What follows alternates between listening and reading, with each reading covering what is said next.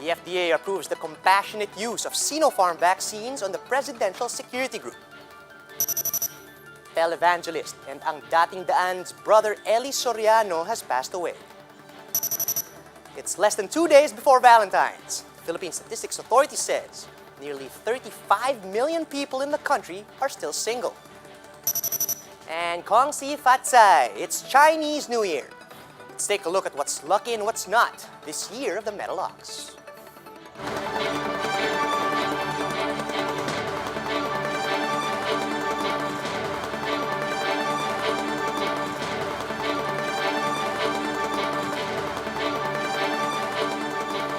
Fast, focused, and fearless. Here's everything you need to know as you jumpstart your day. I'm Charles Lejano. Kicking off today's newscast with Chinese Sinovac and Sinopharm vaccines slated to arrive in the Philippines soon. But the problem is, both vaccine brands have not been granted EUAs just yet. In fact, Sinopharm has not yet even applied. Maricel Bahalili with the details. The country may have to wait some more before Pfizer's 117,000 doses arrive. From a mid-February target, testing star Vince Dizon says shots may arrive by the latter half of the month. Nagkaroon po ng konting delays dahil lang po sa processing ng mga dokumento with the COVAX facility at ng WHO. What's definite is the arrival of 600,000 doses of China's Sinovac on February 23. Majority of it will go to medical frontliners. But as presidential spokesperson Harry Roque reveals, 100,000 doses will go to military personnel, all of which are donated by China. Sinovac has yet to secure an emergency use authorization from the local FDA. There's already a precedent for that sa Indonesia. Sinovac arrived a month before the EUA was issued in Indonesia. So it will be stored until such time that it is approved. If it is not issued an EUA, then it will be sent back. While EUA remains pending, another Chinese vaccine, Sinopharm, has been granted compassionate use license by the FDA. Sinopharm has yet to apply for an EUA before local regulators. 10,000 of its shots will be administered to the Presidential Security Group. Roque says this is a necessary step as the PSG has a mandate to protect the president. This is not the first time that PSG personnel received Sinopharm shots. They claim to have self-administered the jabs even without authorization. President Duterte even barred his men from disclosing details of their inoculation should they be called in for a probe. I do not know if it is retroactive. I do not know when it will actually start its next round of vaccination involving Sinopharm. All that I know is that PSG applied and was granted. President Duterte, meanwhile, has already decided which COVID-19 vaccine brand he will be getting. His spokesman refused to share the details but insisted that the chief executive has always been consistent about his preference for Chinese-made vaccines. For News 5, Maricel Halili, we are One News. Former NTF advisor Tony Leachon warns that the pending arrival of the Chinese COVID vaccines will put unnecessary pressure on the FDA, the vaccine expert panel, to approve their EUAs. In an interview with The Big Story, Leachon explained that usually vaccines must first be evaluated and approved for use before they arrive in the country. Para bang nandyan na siya, baka magkaroon ng undue or perhaps subtle or great pressure on the vaccine expert panel to approve it at saka sa FDA. And that can create really some problems. Kasi usually, yung HTA, yung Health Technology Assessment, bago bumili ang Department of Health. Leachon added that this is the first time that a huge volume of vaccines is to be given the green light for compassionate use. This one is really extraordinary kasi parang commercial use to eh. And they're using the compassionate use as a legal, excuse for this one, no? Hindi ko alam, but it's the first time.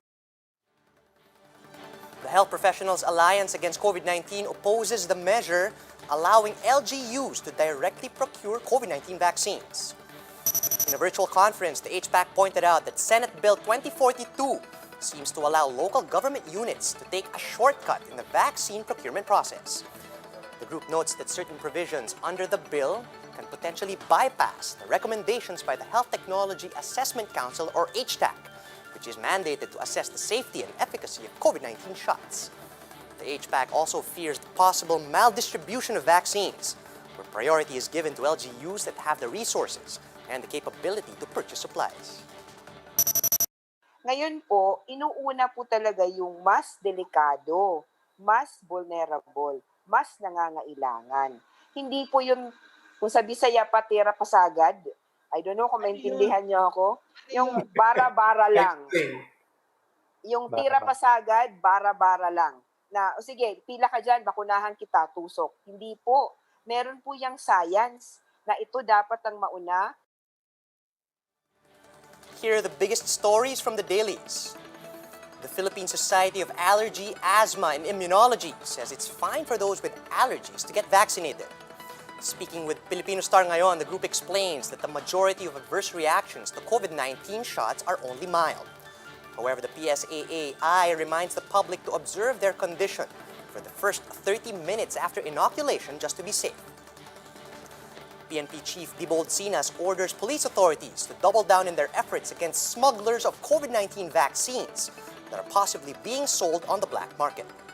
Pangmasa reports that Sinas has also coordinated with the Health Department, the NTF, and the FDA to help monitor black market activities to prevent the sale of counterfeit shots. And here's another report from Filipinos ngayon. If you're still single this coming Valentine's Day, then you're definitely not alone. In fact, the PSA says there are currently almost 35 million single Filipinos as of this year. The 2015 census population defines being single as someone who has never been married. Moving on now to the latest in the entertainment scene, Warner's famous characters are masking up to promote safety and hygiene amid the coronavirus pandemic. MJ Marfori with the story. Most superheroes wear masks to hide their identity, but this time they're masking up to urge protection against COVID-19. In a 30-second spot, Warner's most popular franchise characters were reimagined, wearing face masks, including Austin Powers, Release the meteor! Neo, Humphrey and Ingrid of Casablanca, He's looking at you, kid. Pennywise the Clown, the Hobbits, Harry Potter and Lord Voldemort, as well as the Justice League. I dig it. Oh, it's on. The ad closes with a short but stark message. For News 5, MJ Marfori, we are One News. Televangelist and ang dating daan leader, Eli Soriano, has passed away at 73. This was confirmed by the Members Church of God International. In a statement, the MCGI described Soriano as a faithful preacher, brother, father, and grandfather to many. The religious group also assured the public that they will move to continue the programs and projects initiated by Soriano. MCGI, however, did not disclose the cause of the preacher's death. Soriano is known for establishing and hosting popular gospel preaching shows like Ang Dating Daan and Itanong Mo kay Soriano. COVID-19 restrictions did not stop Beijing from welcoming the Year of the Ox. Though celebrations in China remain muted, some families were spotted having traditional Lunar New Year's Eve dinner at hot pot restaurants. This while having virtual reunions with loved ones from other parts of China. Some workers and students in Beijing who couldn't return to their home provinces for the festivities welcomed the Lunar New Year with their friends in the Chinese capital. Traveling for the holiday was earlier discouraged by the Chinese government due to the threat of the coronavirus. The pandemic also drastically changed the way the world's oldest Chinatown welcomed the Lunar New Year. But a feng shui expert believes the Year of the Ox will be quite lucky for Filipinos. Romel Lopez with the story. This time of year, Binondo Street should be filled with revelers welcoming the Chinese New Year. But like any other gatherings, physical celebration for the Lunar New Year were called off because of the pandemic. No lion dances, no shows, no parties. The Manila LGU has banned such events. On the eve of the Chinese New Year, Chinatown is almost empty. Siyempre ngayon medyo malungkot, makikita naman natin kasi konti talaga ang tao. Dati ang nagpapasaya naman ng Binondo, ang pinaka-Chinese New Year feels dito is yung pagiging, alam mo yung siksikan eh. Pero since bawal nga ngayon, naiintindihan naman natin. So pwede na rin. To attract fortune this year of the ox, Feng Shui expert Master Henry Ong said the money tree is a mess, but it's proving to be an unlucky year for the Lucky Charm vendors.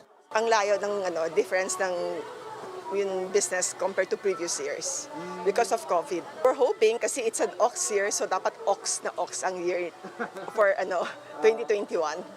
Despite the tight budget, Chinese national allies made sure to buy some charms and fruits. We just invite our friends, but Limited only. yeah, it's just not a lot. And then we just video call to our family because we cannot do like so crowded. Chinese New Year staple tikoy is still selling like hotcakes, but it is far from the pre-pandemic levels. Talagang tayo nakikita, dahil pandemic, assuming okay naman to. Okay pa naman tayo. Master Henry expect the year of the ox to be a better year compared to 2020, especially with the vaccine expected to arrive soon. We're expecting a bull run normally around the third quarter because things will pick up after the vaccine will come out. For News 5, Rame Lopez, we are One News. Here are the stories to watch out for later today. Davao City will conduct a simulation of the arrival and administration of COVID-19 vaccines. Flower prices are expected to spike less than 2 days before Valentine's. And we'll take a look at Chinese New Year celebrations around the world amid the pandemic.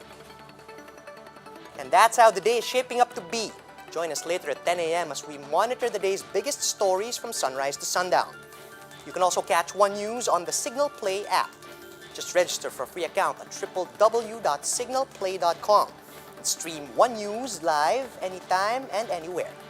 I'm Charles Lehano. We are One News.